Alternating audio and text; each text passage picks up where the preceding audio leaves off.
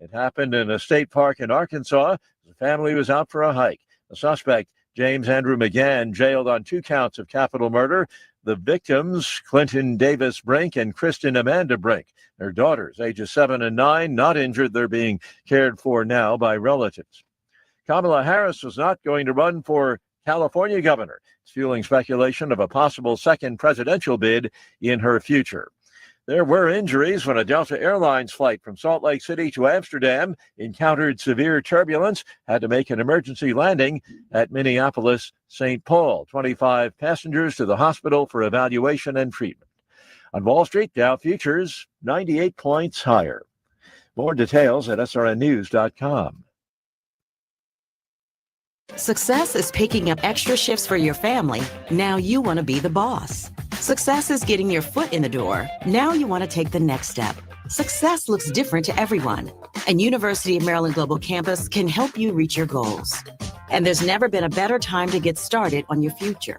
Apply now and save with no application fee. Classes start August 13th. As an accredited state university, UMGC has been transforming lives for over 75 years.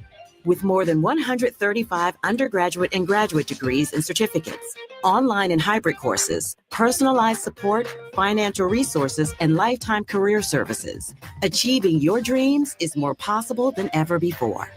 Choose the program that's right for your career goals and get started on your next success. Get your application fee waived now. Classes start August 13th. Learn more at umgc.edu. Certified to operate in Virginia by Chev. Big deals are rolling at Hurl Chevrolet GMC in Goodland, Kansas. Drive off in a 25 GMC Sierra 1500 with $3,750 purchase allowance or 0% APR for 36 months and no payments for 90 days. Upgrade to the Sierra 1500 Denali and get up to $5,750 off or 0% for 36 months. Or go big with the Sierra 3500 Pro. $2,750 off or 3.9% for 48 months. Don't wait. Stop by Hurl Chevrolet GMC in Goodland today or shop online at hurlchev.com. It's time for the Logan County Fair, and the Farmers State Bank of Oakley is proud to be involved in many of the events. Look for us clerking the 4-H food and livestock auctions, operating a ride at the Home-Owned Carnival, and participating in the parade. Remember to support our local 4-H members by viewing their projects at the fairgrounds, and be sure to arrive early at the carnival each night to take advantage of discounted wristbands sponsored by the Farmers State Bank of Oakley, a tradition of community since 1907. Member FDIC.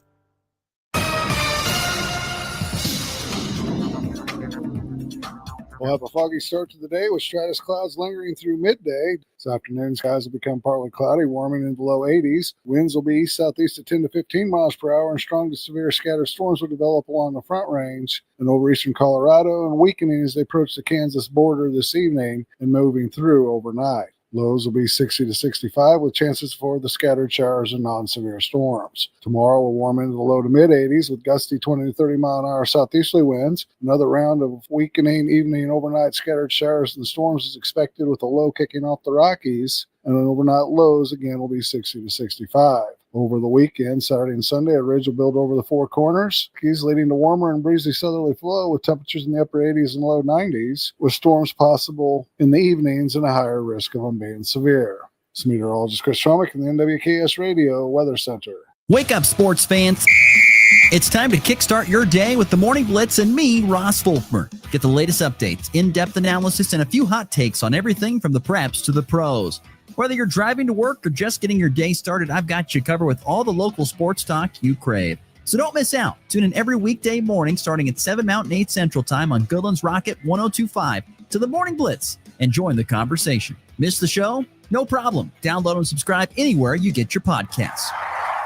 Are pests making your home or business uncomfortable? Call Pest Away in Goodland, Kansas, serving all of Northwest Kansas. They provide top-notch pest control services to keep your space safe and pest-free. From ants to rodents, termites to spiders, our expert team is here to help with effective, safe, and affordable pest control solutions. Don't wait. Call Pest Away today at 785-728-7166 for fast, reliable service. Your home or business deserves the best protection. If you're shopping for a banking institution, visit with Equity Bank of Hoxie, Grinnell, and Quinter, Kansas. The Equity Bank is heavily invested in local business and activities contributing in many ways back to their community. Their employees are involved with many organizations and area events. Plus, a lot of experience comes with that staff. You'll find valuable local assistance when you bank at the Equity Bank of Hoxie, Grinnell, Quinter, and other locations in Western Kansas. The Equity Bank, member FDIC. Summer is heating up, and Hoover Lumber Ace Hardware in Goodland and Colby has everything you need to make the most of it. Tame that lawn with top-notch weed and feed from Ultimate Fertilizer, and keep those bugs away with powerful pesticides. Plus, Ego mower blowers and trimmers to get that job done fast.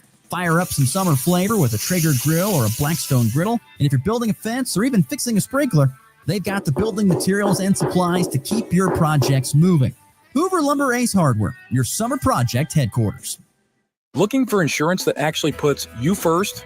At the insurance agency in downtown Goodland, we're independent, which means we work for you. Whether it's auto, home, crop, or business, we shop top carriers to get you the best coverage at the best price.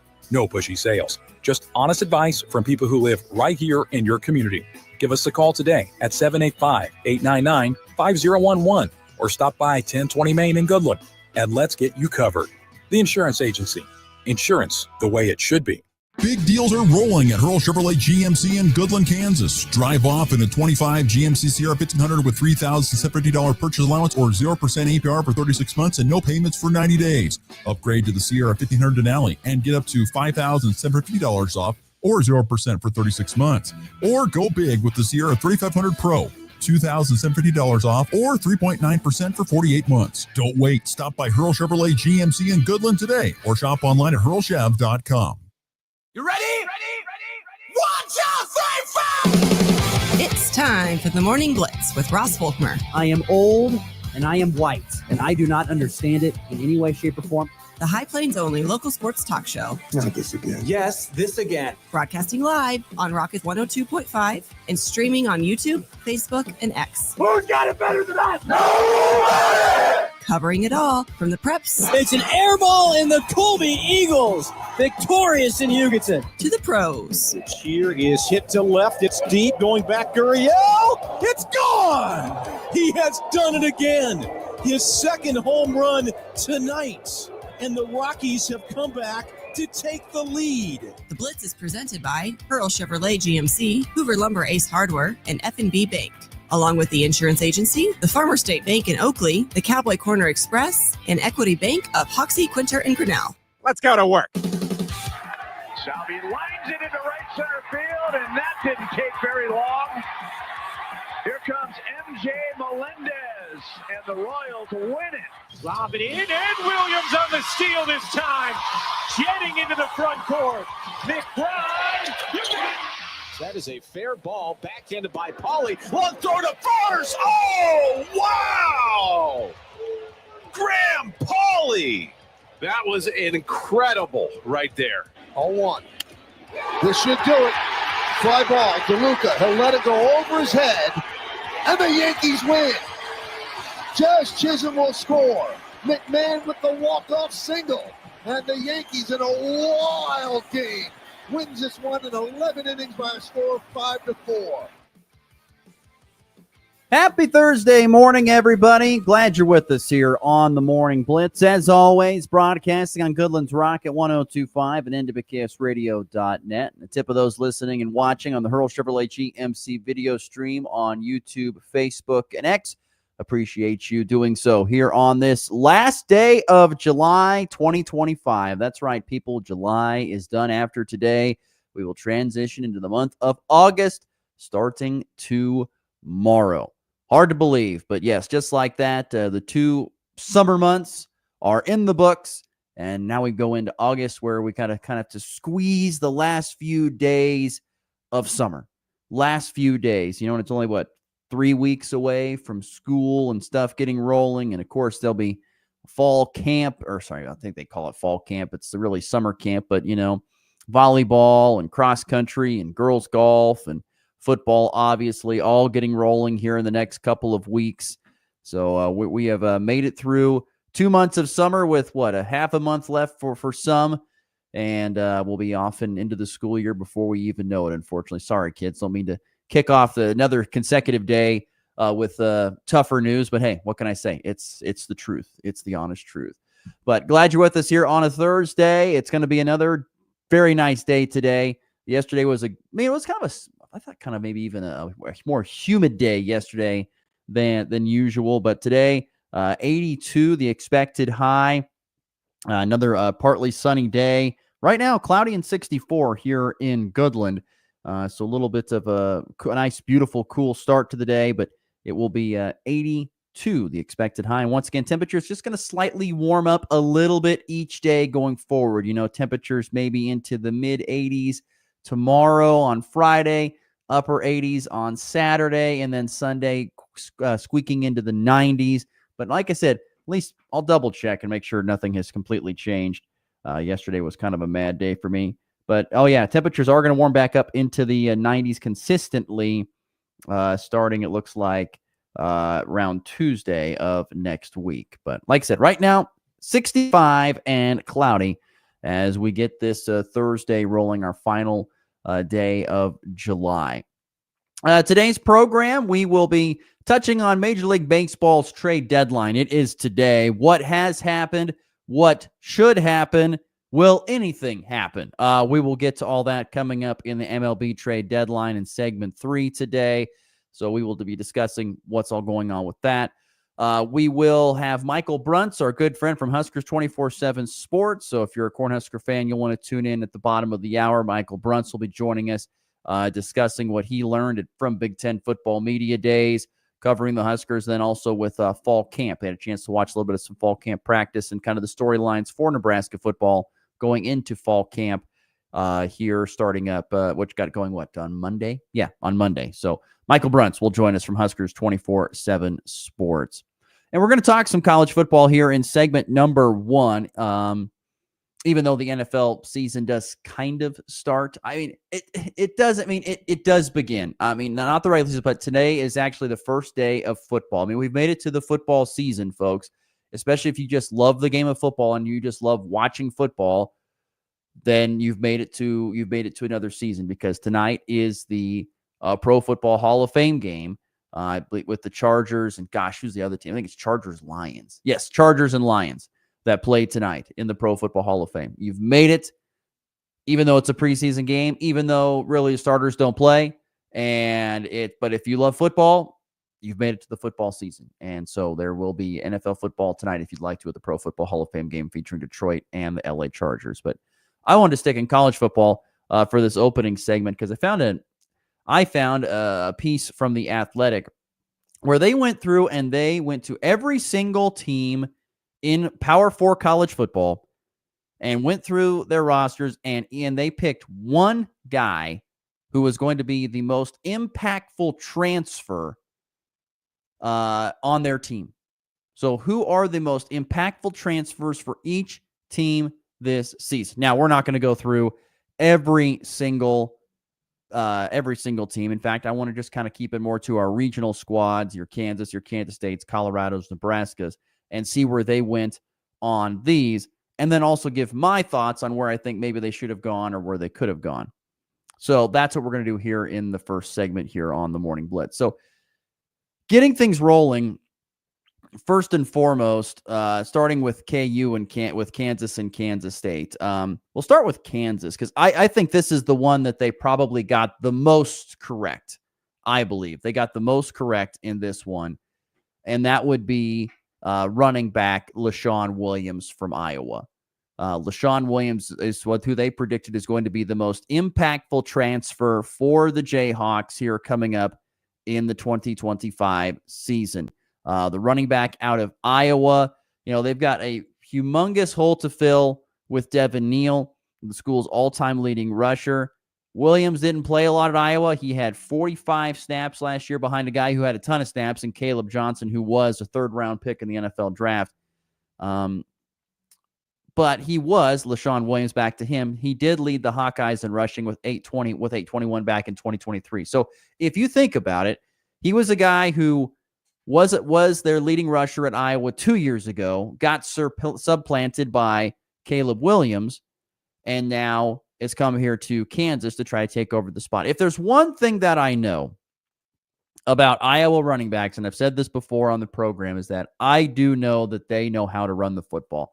Now, they're usually very tough runners. They run kind of a zone gap scheme where they love to run the ball between the tackles. They're very good about that. How will that look in Kansas's offense, which is, I think, a little bit more of a spread attack? I don't know.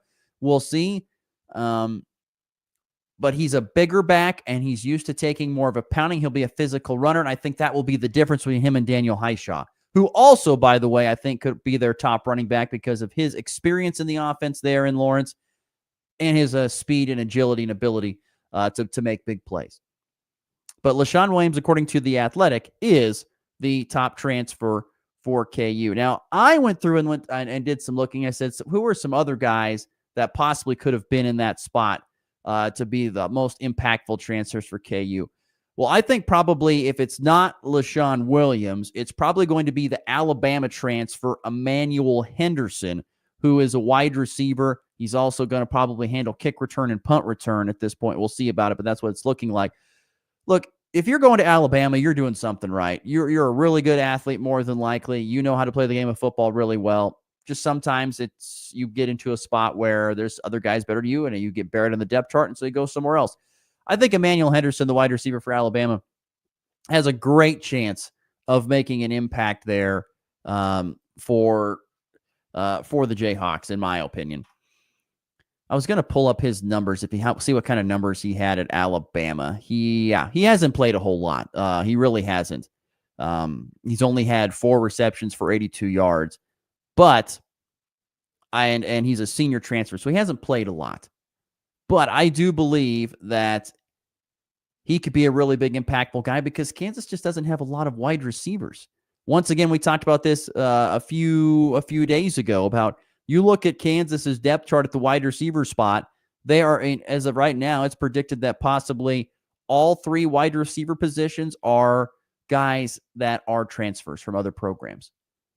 And he's probably the biggest name coming from the most powerful program there is. Now, that doesn't mean he's going to be successful. Sometimes it's the guys who come up from the lower levels that have the better success and who has the better relationship with the quarterback, in this case, Jalen Daniels. But I know I'm going to say Emmanuel Henderson could be a guy that's going to be a very impactful player for KU that transferred in at this point in time. And another guy, and kind of an honorable mention guy as well, could be the place kicker in Lath Marjan. I think is how you say his name, Lath Marjan. That is a guy who could also be a high impact guy. You're getting a transfer kicker in here in Lath Marjan, a redshirt senior transfer. He's been at South Alabama and East Carolina. Look, sometimes in close football games, let's face it, in the Big 12, there's going to be a lot of close games because once you look at the projected records of a lot of teams, anywhere from 4 or 5 wins up to 8 or 9 wins, it's all very, very close. There's a lot of teams that are going to have a lot of success. And so a lot of these games are going to come down to, can you put the ball through the uprights in pressure situations? There's close games every weekend. Can you get the special teams plays you need in the kicking game to get it done? And I think, once again, Lath Marjan is going to be the guy to do that. And so I think, once again, an underrated, under-the-radar type guy to look at here is Lath Marjan. And I could be butchering his last name, but he's the place kicker, and you're going to have to put it between the uprights to win some games. Could be a very impactful transfer for Kansas. So once again, I'm not disagreeing with LaShawn Williams. I think he's a great pick. I still think Daniel Highshaw is going to play a huge role, so that takes a little bit of pressure off of him. But you need a good kicker, and they're going to need to find a wide receiver after graduating. All those guys, the Skinners, the Grimms, all those guys from last year, they have to find another wide receiver in order to make that work. So that's for Kansas. Moving on to Kansas State. The K-State went according to The Athletic, they went on the opposite side of the ball. They went to defense. They went with Arizona safety transfer Gunnar Maldonado as the most impactful transfer for Kansas State. And they make a good point. They say safety VJ Payne is the only full-time starter back in the Kansas State secondary. Maldonado, a former captain in Arizona, 31 career starts, gives defensive coordinator Joe Klanderman some more experience. Maldonado suffered a season-ending injury 4 games into last year, but has 177 tackles, 6 forced fumbles, and 4 picks in his career. Great experience on the back end. Absolutely. He's a prime candidate for that. I think there's a couple other guys that could easily be, and to have that experience on the back end, guys that have seen a lot, understand the game of football, and play from that far back. Those guys are very valuable. They're almost kind of like a linebacker to an extent, a middle linebacker.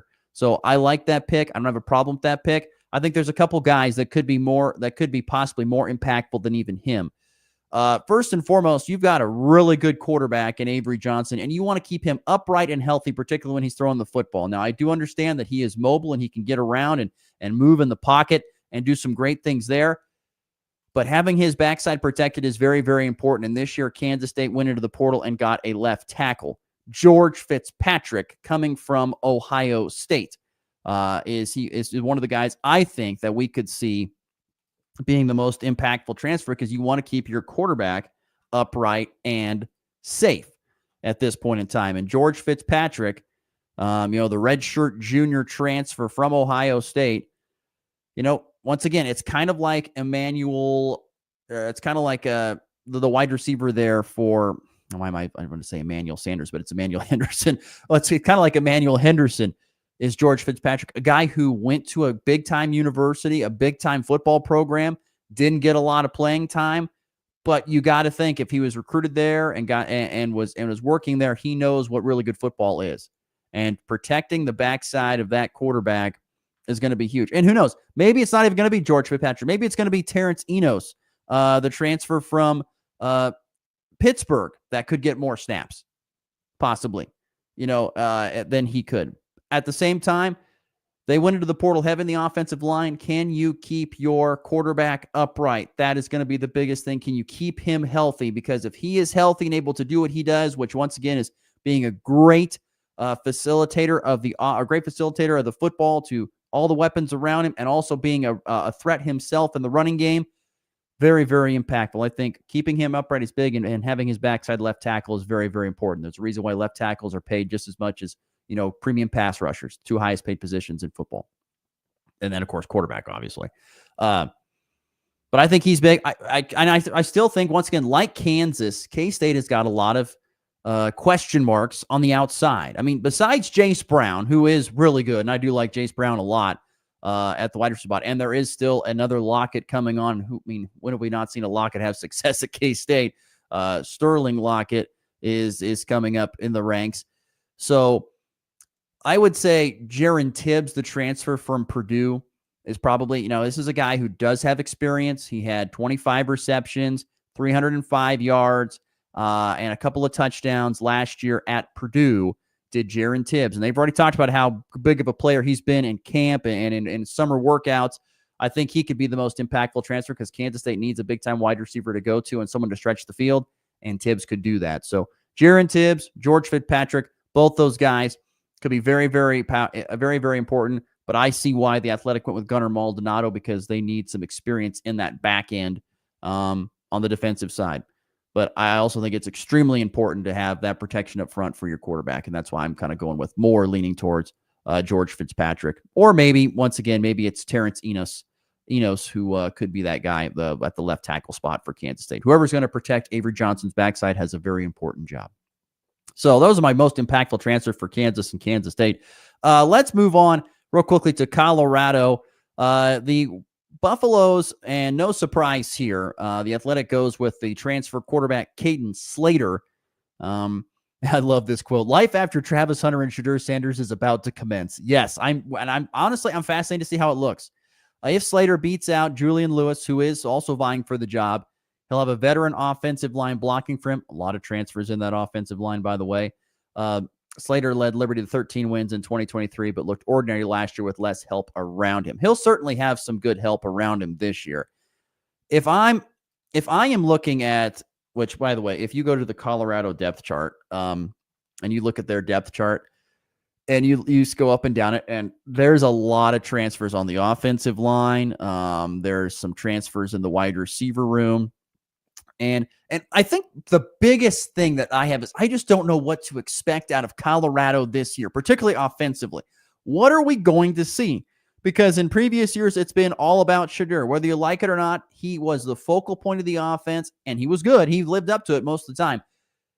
He was throwing the ball to his great plethora of wide receivers, not just Travis Hunter, but Jimmy Horn, and the list goes on and on. Murray and Miller, and all these great guys that he was throwing the ball to, and they made it look great. It was fun to watch.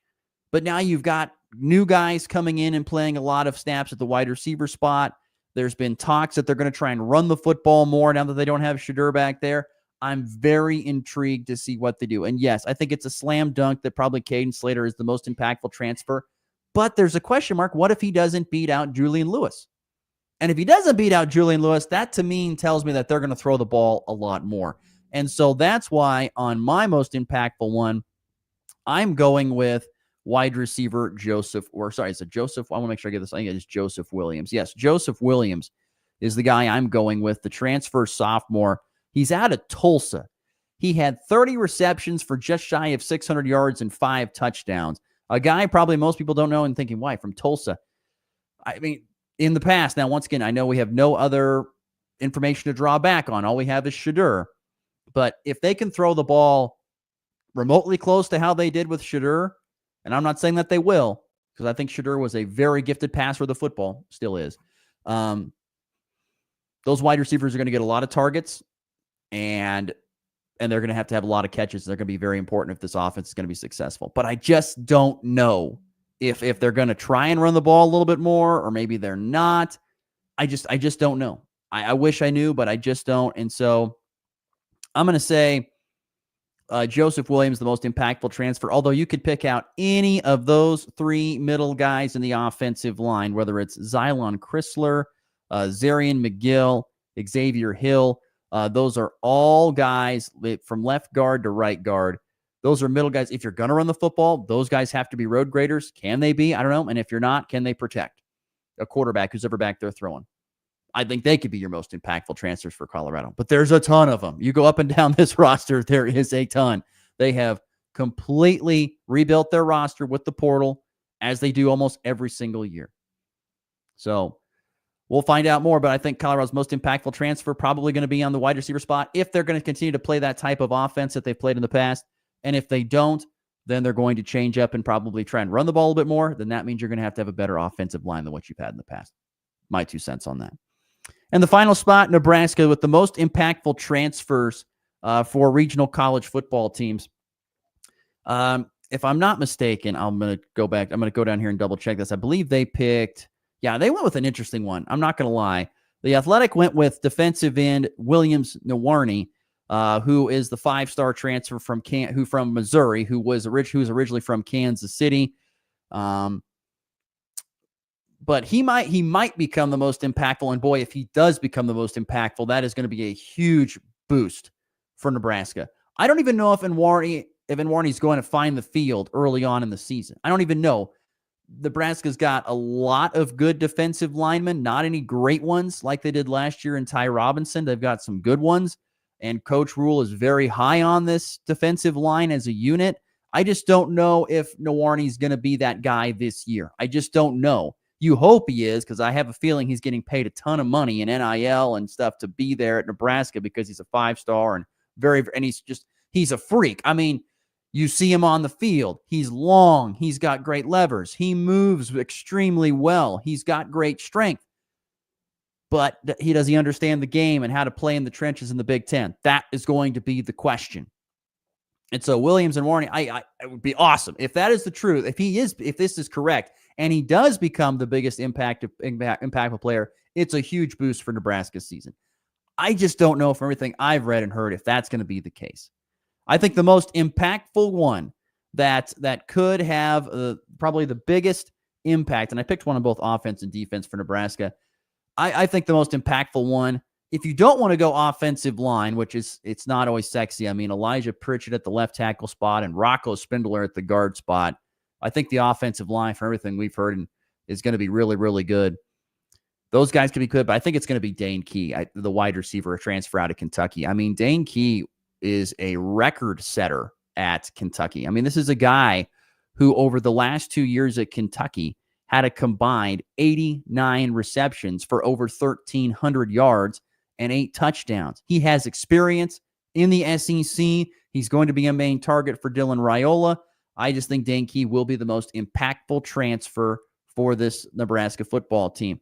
Him and a tie for it will be one of the linebackers in Marquise Watson-Trent.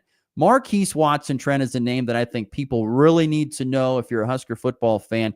He's not exactly big. He's only 5'10", 225 pounds. He played at Georgia Southern, but this guy at the linebacker spot is a tackling machine. 242 tackles over the last 2 seasons. He's a first-team All-Sun Belt. This guy is a tackling machine. He's got a great nose for the ball. I think he'll play a huge role defensively. So Marquise Watson-Trent is my guy on the defensive side. Dane Key on the offensive side, the 2 most impactful transfers for Nebraska going forward. There you go. Most impactful transfers for our regional schools. Once again, it is the era of transfer players. Who is going to make the most impact?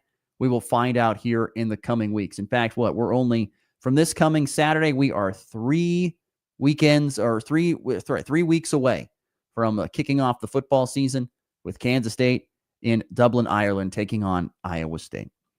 All right, we're going to get to a break. When we return, Michael Bruntz, our good friend from Husker 24/7 Sports, going to join the program next. This is the Morning Blitz.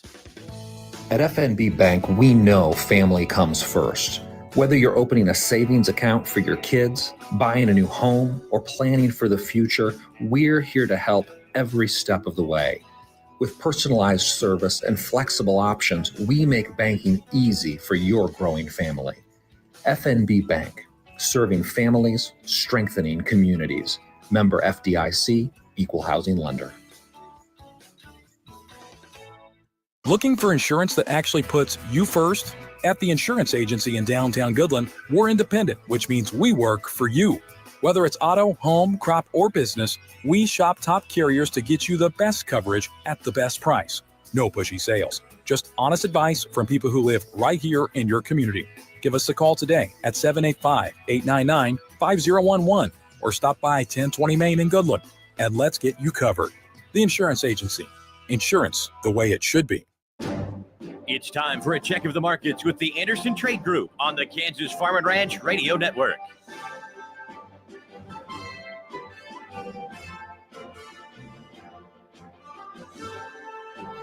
This is Austin Wright with the Anderson's Trade Group in your morning market update. At the pause, we have September 25 corn, $3.90. We have D's 25 corn, $410.5. September 26 corn, $438. September KC wheat, $523.5. December KC wheat, $542 3/4. March 26 KC wheat.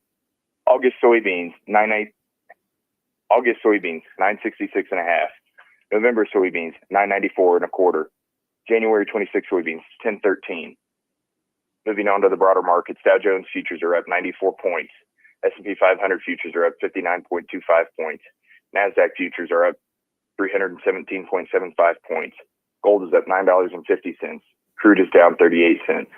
For your grain marketing needs or more information on our freedom pricing tools, you can reach the Kansas City office, Jared Law, Tyler Gosch, Tom Saludo at 913-748-3000. In Colorado, John Hankey and John Stiles at 970-744-4484.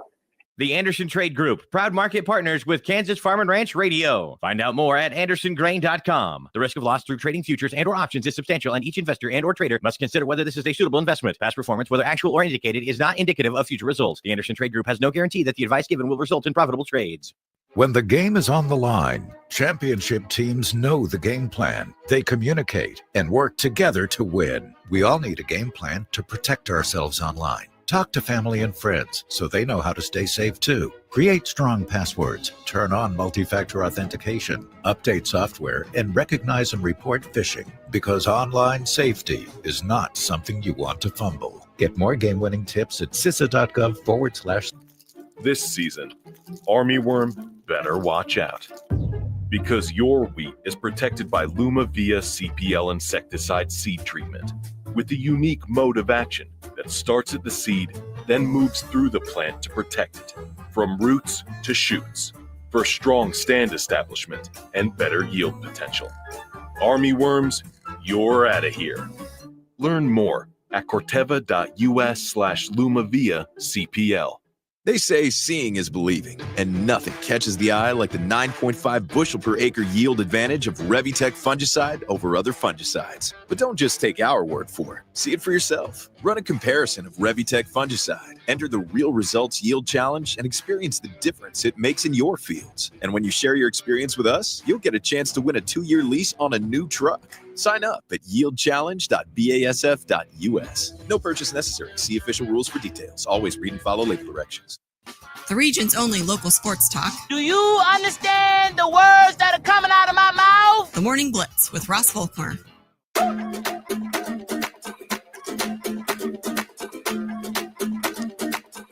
Tell you what, going back to our conversation last segment, talking about George Fitzpatrick being probably the most impactful transfer for Kansas State. I just saw here this morning, just breaking news about 13 minutes ago, that he is actually not expected to be available. This is according to Pete Nakos of On3, and Pete's got his ear to the ground on everything. This guy, he knows everything. But he is not expected to be available week 0 against Ohio State. He went through a medical situation this month in July and has since rejoined the team. But that was a guy who was expected to start at left tackle and looks like he is not expected to be available week 0 against Ohio State. That's a huge, huge deal. Luckily, they've got a few other guys they could plug in there. But that's a pretty tough blow there for Kansas State on the depth on that offensive line, which once again is going to be very important in keeping Avery Johnson upright and giving him the ability to make the plays that he can in the field. Big news this morning is George Fitzpatrick, offensive lineman for the Wildcats of Kansas State, expected to start at left tackle. Sounds like he will not be ready for week 0. All right. Yesterday, I was able to catch up with our good friend Michael Bruntz of Husker 24/7 Sports and visit with him about a plethora of topics, but Nebraska football getting their season underway with Big Ten football media days, as well as everything going on with fall camp getting underway on Monday. Michael Bruntz joined me yesterday to discuss all of that. Our good friend from Huskers 24/7 Sports, Michael Bruntz, kind enough to join us here as the Nebraska football team getting into fall camp and recently getting back from Big Ten football media days not too long ago. In fact, 8 days ago, they were at Big Ten football media days in Las Vegas. Michael, have you recovered from Vegas or did you even go? I didn't go. I opted not to go to Vegas in the middle of July. They got air conditioning. Coworkers, they do. They got lots of stuff there. I sat that one out. I'm okay with that. But fall camp immediately started right afterwards, so we're off and running with, I guess, right about a month left until the opener. Do you think Big Ten football media days and media days in general have kind of lost their luster a little bit, and that's why maybe you didn't go or things like that because you can talk to Coach Rule more times closer to home than having to go to media days? Or what's the reasoning for you think that? I think part of it, is in Vegas. Typically it's been Chicago or Indiana and a little bit easier drive than having to fly out there. And media days are a little bit tired. You don't really get much, from the coaches at all. Nowadays too, you come right back and you're right into it. So, I don't think much changed between the appearance in Vegas and coming back here. So that's fine. They'll probably continue to have it. It's a way to kind of drum up excitement for the season, but it feels like kind of, year after year, there's a little less interest there in terms of what's actually said. And I think it's interesting too with the Big Ten, you're, basically all 4 time zones of a conference now. And, I don't know. It just feels like it's, put it in Vegas just felt very odd, given the bulk of the Big Ten footprint. So we'll see if that continues going forward. Michael Bruntz is our guest, Husker 24/7 Sports, joining us as always on the Hoover Lumber Ace Hardware hotline. Was there anything that stood out to you at Big Ten football media days, though, despite, once again, kind of being a little bit ho-hum about it? Yeah, the big one's probably just I think there's some expectation about Nebraska this year, which, I don't think that's been the case for the first 2 years of the Rule era. We'll see what that ultimately results in. But, you've got a returning quarterback. You've got, veterans at the right spots. You added a few nice pieces out of the transfer portal as well, where you needed to. So, there's kind of the middle pack. I don't know what you want to call it in the Big Ten right now, of like teams like 4 or 5 through about 8 or 9, where it seems like, we'll see which teams can come out of that group and kind of make a run. Because if you're a top 4 team in the Big Ten, you're probably in the playoff conversation. And, Nebraska, I think, feels like they finally have the roster and the pieces where they can make a little bit of a run finally. So we'll see if they can do that. But I think that was kind of what I took away, was that it seems like Nebraska's kind of at least embracing that conversation, a little bit more so than they have been in the past. Michael, it seemed like as if Coach Rule, at least, and maybe to an extent the players, but certainly Coach Rule had a very quiet confidence to him, and has here early on in this fall camp. What do you think? Where do you think that confidence has come from or sprouted from?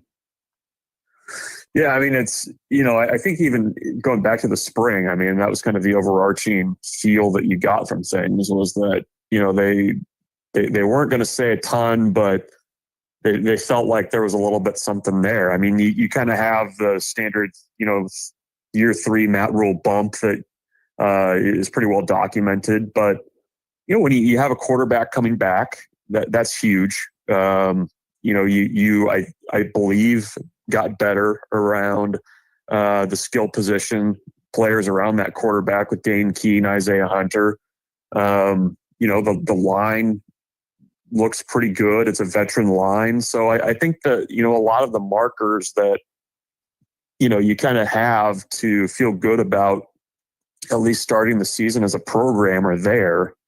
And, there's a question mark too. I mean, you legitimately have 3 new coordinators starting the year, but I think, the feeling is that Nebraska should be better on special teams. I think over there, they don't feel like they're going to take much of a step back at all on defense. So I think that's kind of the reason for the confidence, is that, whatever changes they've had to make and go through to get to this point, they kind of crawled through the muck a little bit, and now they're at the point where they can finally kind of take advantage of that a little bit and be a little bit more competitive. So I think it's kind of all of that has them at least feeling like, this year is has the potential to be a really good year. And I mean, I don't know if they would say this, but the schedule is a little bit more workable this year as well. There's a really long runway of home games to start the season.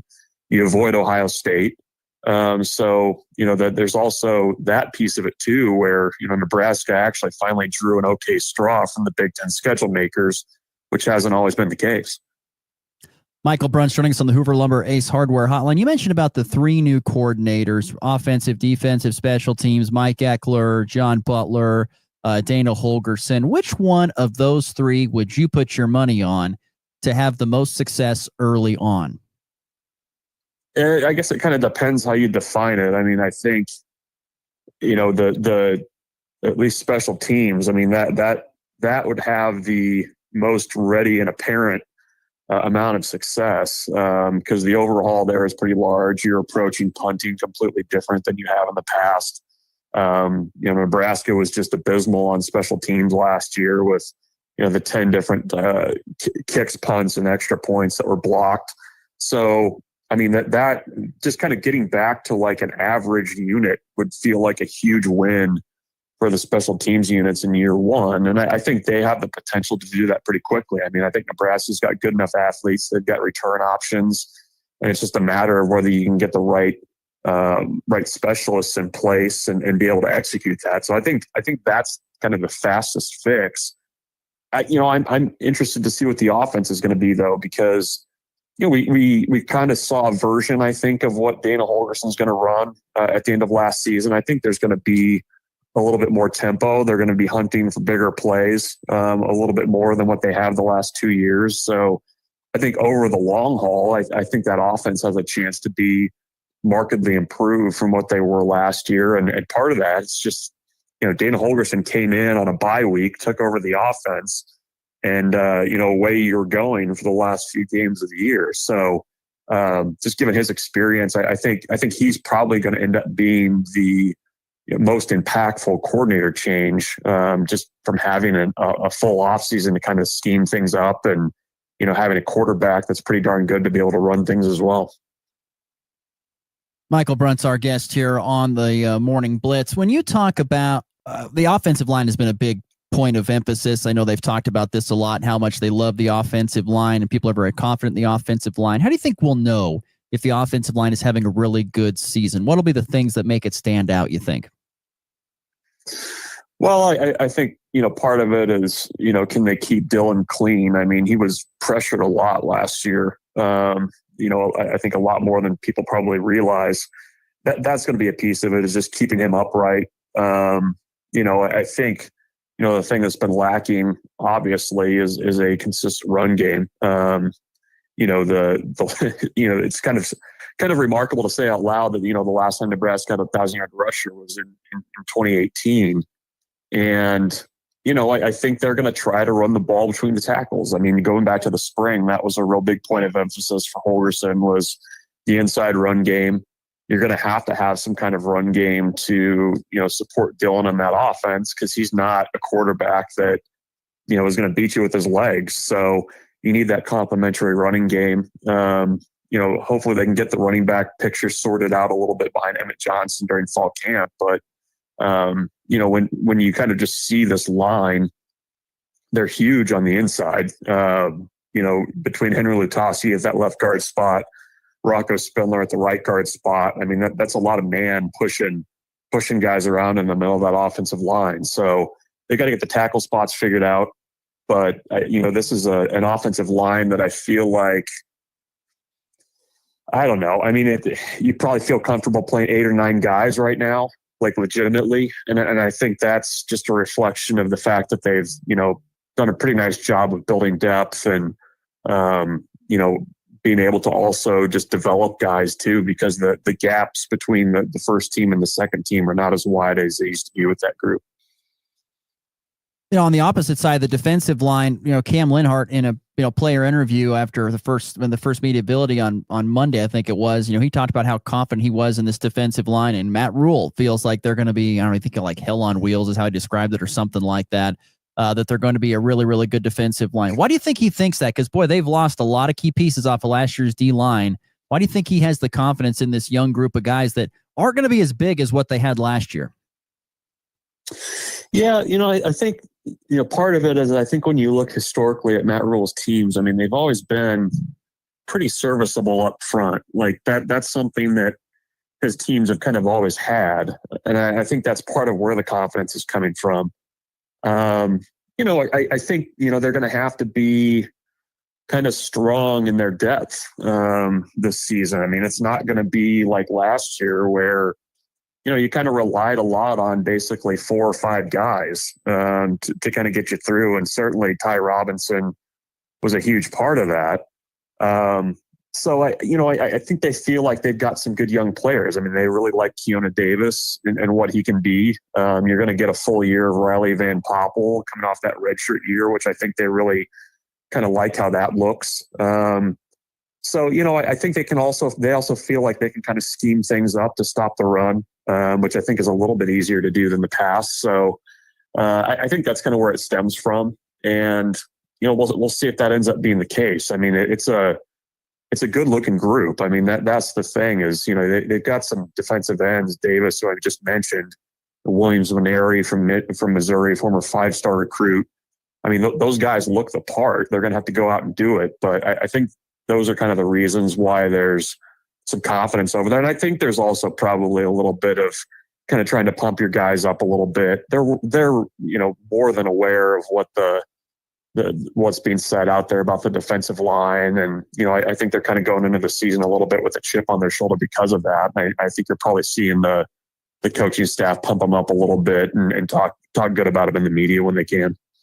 Michael Brunt's here on the Hoover Lumber Ace Hardware Hotline. You mentioned just a few seconds ago about the running back position. That's a position group they kind of need to get ironed out over fall camp. Is there another position group or other ones that you feel like there's really some interesting races being held there to decide who's going to be leading them in those departments? Well, running back's the biggest. I mean, I think, the other one that kind of comes to mind, it's a veteran group, and you feel like most of the starters, or at least guys that are going to be part of the initial rotation, have been figured out, is in that secondary. I'm curious because they've done a really nice job over the last couple of years of recruiting and developing defensive backs, and that group of young defensive backs, Donovan Jones, Amari Sanders, Caleb Benning, those guys are kind of nipping at the heels of those veteran defensive backs. And I do wonder how you kind of find a role for all those guys, in kind of what they can do this year. I mean, I'm assuming that a lot of those guys are going to end up being, prominent special teams players, but I'm curious how that shakes out by the midpoint in the season. Running back's the huge one, though. I mean, you've got Emmett Johnson. Beyond that, it's a lot of young guys, unproven players, talented guys that haven't really been counted on yet. They've moved Isaiah Mosey over to running back from wide receivers, so they're trying to add some depth there. But that's the one to me that they've got to kind of get spots 2 through 4 in the depth chart figured out and find out who can help you, because as the coaching staff said this week, you need 3 or 4 running backs. They needed 3 or 4 last year. Emmett Johnson, by the time the season ended, he was basically the last guy standing, it felt like. So they got to get that figured out over the next 4 weeks. And I think that's a huge storyline that's not going to go away during fall camp. Michael, we're less than a month away from kickoff at Arrowhead Stadium. You getting that tingling in your loins yet? You getting that football feeling yet? We got to get past fan day first. We're only a couple more days and you'll be there. It's still early. They haven't even put on pads yet. So you still got the dog days of camp coming in a couple weeks. You're going to have the soft tissue injuries that are going to start popping up. You know how it is in Lincoln. It's going to be about 95 degrees and humid by that point. So we're still in the honeymoon phase of fall camp here. Well, got to hydrate. That'll help get past those soft tissues issues. Michael Bruntz of Husker 24/7 Sports. Michael, it's always great to catch up, my friend. Hopefully we'll do so again before kickoff in KC. Thanks again for the time. Anytime, Ross. Thanks a lot. Once again, great stuff there from Michael Bruntz of Huskers 24/7 Sports. All right, let's get to our final break. We'll come back, wrap up the show. The MLB trade deadline is upon us. I think it's 3:00 Eastern time. All trades need to be done. We'll come back and give you an update on some of the big trades that have happened here over the last couple of days, and a big one that just happened. That's next here on the Morning Blitz. Kickstart your day with the latest in sports. Go Sports! You're listening to the Morning Blitz with Ross Volkmer. Today on Hey Culligan, unnecessary contaminants. Here's the referee. Hey Culligan, that's a flag on my water for flagrant foul taste. Ooh, that's a tough one, ref, but the solution is a Culligan Smart RO drinking water system that reduces up to 58 contaminants, making your water safer and delicious. Yeah, I guess I missed that call. And with the Culligan Connect app, you always know when your filters need changing. The water's up and it's good. Good call, ref, and we're already on the way. Contact Shepner's Water Conditioning in Goodland and Colby. Today on Hey Culligan, why does your team stink? Here's Coach Waters. Hey Culligan, yeah, my team stinks. Ooh, harsh. No, I mean they stink. They won't hit the showers because it makes their skin all dry and itchy. Coach, it sounds like your guys have been hit hard by hard water. You kidding me? Hard water? Yep, so let's call an audible in the form of one Culligan Smart High-Efficiency Water Softener to get the smooth back in their skin and the stink out of your team. Okay, Culligan, I'm putting you in. Coach, we're already on the way. Contact Shepner's Water Conditioning in Goodland and Colby. This is Danny Zwaggart with the Schooler Company. Since your crops are the most essential part of the global supply chain, let us help be your strategic marketing partner. Whether it's an extra truck at harvest, marketing your on-farm storage, or asking us about our unique risk management solutions, we have the tools to help you navigate these ever-changing markets. We are partners in helping your operation run as smooth as possible, and our local merchandisers are deeply knowledgeable about supply and demand and the current market movements. So give Schooler a call today at 785-890-3639. From the locker room to your morning commute, it's all sports, all the time. It's all they talk about. This is the Morning Blitz with Ross Volkmer. So I misspoke. It's actually 6:00 Eastern time is when that trade deadline is finalized. So There have been some big moves late last night.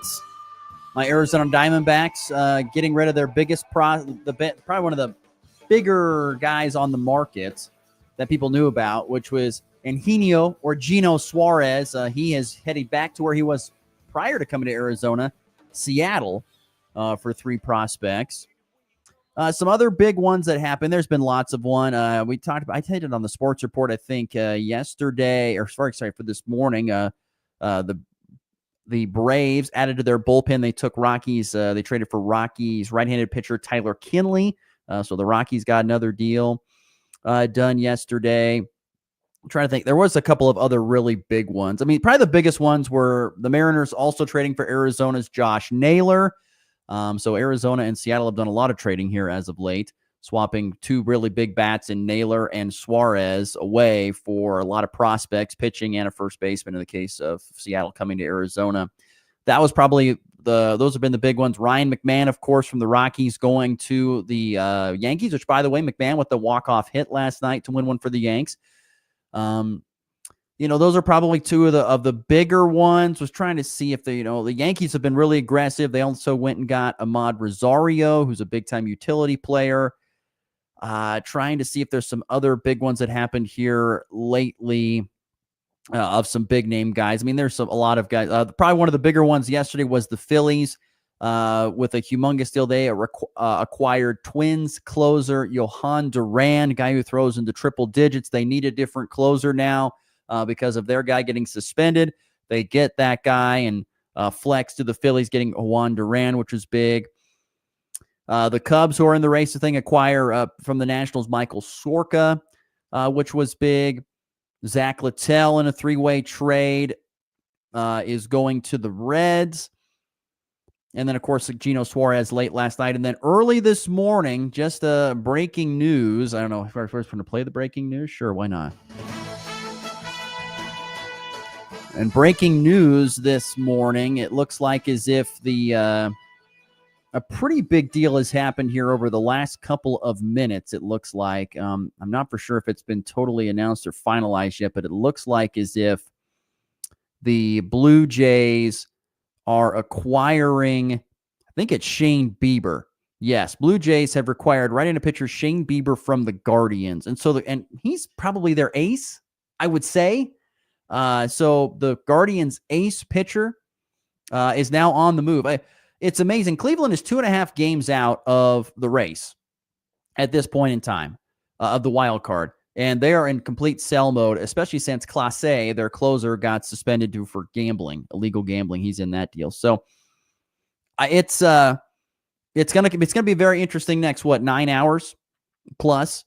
To see, not 9 hours, actually, probably more like, 6 or 8 hours here coming up on who gets moved, where they go. There's 2 pitchers for the Diamondbacks that I know, Merrill Kelly and Zach Gallen, the milkman, probably going to be on the move, one would think. We'll see. There's great closer in David Bednar from the Pirates, Ryan O'Hearn from the Orioles. Maybe Cedric Mullins, a great defensive outfielder for the Orioles, could be on the move. Trying to think if there's any other big names. Charlie Morton, a right-handed pitcher for the Orioles, possibly on the move. There's plenty of guys that could be on the move here over the next couple of. Jaron Duran would be another one. There was talks, a few days ago about the Royals possibly going after Jaron Duran, which would be neat from the Royals' perspective. We'll see if that happens. Like I said, Sandy Alcantara, Mitch Keller, both really good pitchers. Dylan Cease, Robert Suarez, great pitchers for the Padres. Stephen Kwan, Mackenzie Gore, really, really good pitcher there. The ace for the Nationals. We'll see. I mean, with that's the thing about Bieber. Bieber was not a guy that I think many people thought they were going to move, but apparently he's going to get moved. We'll see what happens here over the next few hours with the trade deadline getting going. But that's what I kind of look for here. It is MLB trade deadline day. Got to get those trades done before 6 o'clock Eastern time. High drive, deep left, grand slam! And back lifts his ball high, deep to right. How about a walk-off Brady? Thomas to the 10. Denver's going on to New England. They win it on the first play of overtime. Mahomes swings it. It's there! Hardman! Jack pop, Kansas City. It's just such an interesting time, with MLB baseball's trade deadline, because it's so different than it used to be a few years ago. With limited playoff spots a few years ago, teams were more likely to sell. Like, well, we're not going to make it, we're going to sell now. Now you got a lot of teams that are right around that 2.5 to 5 games back, which you could make it up here with a push in August. But, you kind of get in a spot and you're like, well, I guess we got to decide. Are we going to go after it or are we going to sell? I look at my Diamondback team as a prime example, and the Royals are kind of in the same boat. Are we going to go after it? Looks like the Royals are going to go after it. They've tried to make some deals. The Arizona Diamondbacks have lost, I think, 5 in a row. They're like, we're selling. We're going to kick or punt till next year. Hopefully get everybody back healthy in the pitching department and make a better surge. We'll see. By the way, for those who love football, there is football tonight. First football game of 2020. Well, I shouldn't say 2025, the 25-26 season, quote unquote. It's preseason. LA Chargers, Detroit Lions. You can watch it on NBC and Peacock tonight if you'd like to. It is a 7 o'clock Central, 6 o'clock Mountain Time kickoff between the Lions and the Chargers. Once again, won't see any big namers. It's mostly guys that are trying to make the team. But if you love football, it's on your television screen tonight. All right, that does it for our program today. Thanks to Michael Bruntz for joining the show. Thanks to you for tuning on in. We're back again tomorrow in 23 hours to wrap up a week on a Friday. It's been the Blitz. Have a great Thursday. Classic rock plays here. This is Rocket 102.5. KKCI, Goodland, Burlington.